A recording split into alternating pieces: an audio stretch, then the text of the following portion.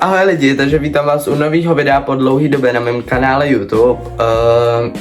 Dlouho už jsem tady to video nevydával, nebo tady to prostě video, a dneska pro vás mám další video a je to otázky na mě, které jste mi psali na Instagramu. Takže jdeme na to.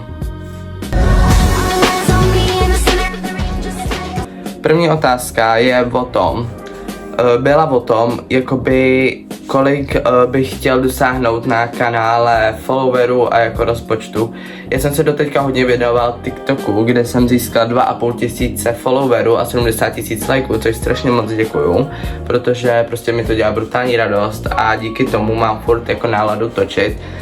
Ale na YouTube bych teď hrozně chtěl dosáhnout 1000 sledujících a hrozně 1000 sledujících a lajky a tady to prostě miluji, to je mi asi nějak trošku jedno, ta sláva teď na YouTube. Chci to hlavně dělat, protože mě to baví a takhle to zpracovávat, takže tak. Máme tady druhou otázku. To bylo moje, já to mám by the way tady před sebou, víte. Moje druhá otázka na mě byla můj oblíbený song, jakoby oblíbená písnička. Tohle hodně lidí překvapí, protože mě to úplně jedno, co si o mě myslíte, prostě myslete si, co chcete. Takže mám dvě oblíbené písničky. Je to Hunted od Taylor Swift ze Speak Now teď, protože prostě vám sem pustím teď ukázku, jo.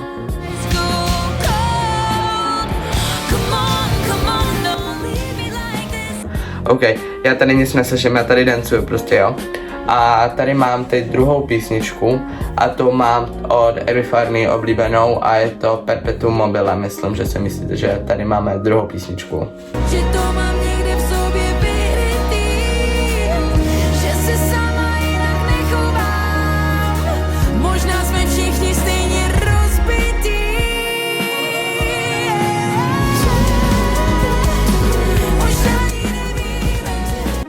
OK. Takže to jsou moje jako two favorite songs a jdeme na třetí otázku. Třetí otázku a ta na mě byla, jestli mám nějaký zvířata, protože já hodně dávám posty mých zvířat, jakoby. Takže vám řeknu, co jsou jakoby moje zvířátka a co máme zvířátka jako zvířata, jo, všechny. Takže já vlastně jedno morčátko, úplně bubinka, tady vám dám fotku, budu vám se dávat fotky. Pak mám pejska mýho jakoby a to je Rotvík, jmenuje se Cassie, já mu říkám Bobši. A tady máte fotku, je to úplně zlatíčko, já ji strašně moc mám rád.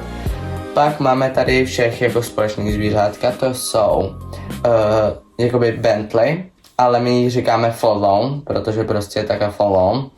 A tady máte fotku, ona je úplně zlatíčko, prostě já ji strašně mám rád.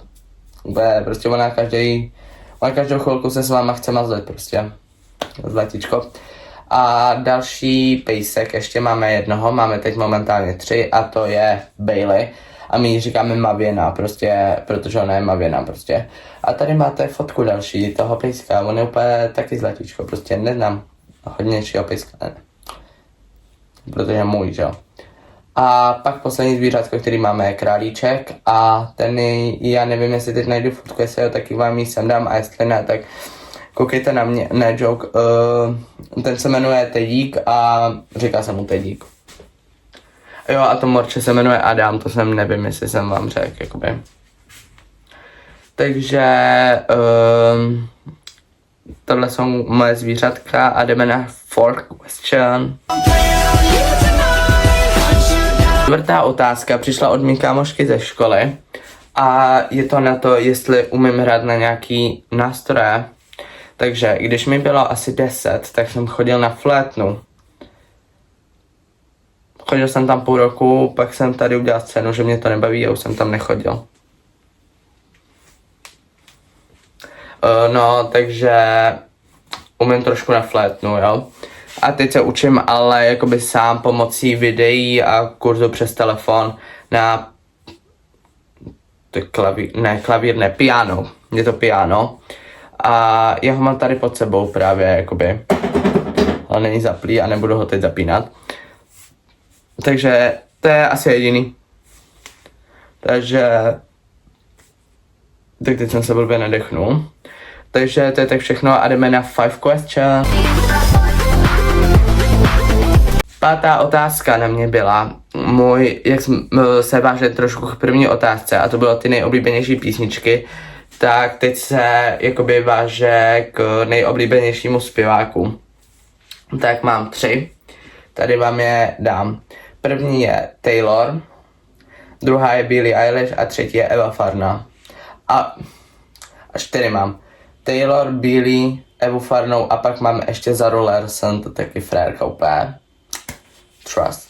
Takže to jsou jakoby 3 zpěvačky, který fakt mám, jako poslouchám a mám je rád, takže this is my favorite singer. A jdeme na 6. otázku.